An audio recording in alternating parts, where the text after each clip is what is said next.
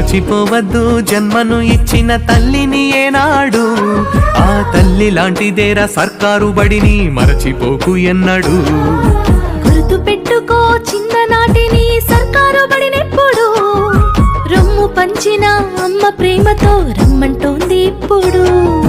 మట్టిలోని విత్తనమే మొలకెత్తి ఎత్తైన చెట్టవునురా, ఎందరికో చల్లని నీడవునురా.